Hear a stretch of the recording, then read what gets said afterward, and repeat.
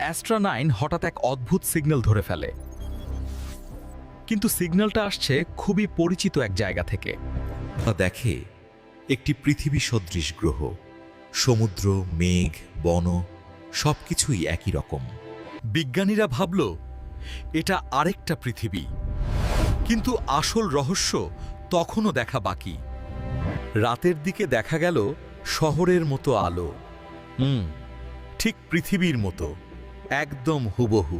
এর মানে একটাই, ওখানে কেউ ছিল, আর তারা বুদ্ধিমানও ছিল।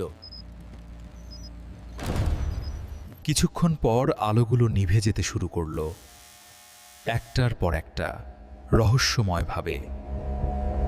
বিজ্ঞানীরা আজও জানে না ওদের কি হয়েছিল। একটা সভ্যতা যেন হাওয়ায় মিলিয়ে গেছে। প্রশ্ন রয়ে গেছে, ওরা কি হারিয়ে গেছে, নাকি এখনো আমাদের দেখছে?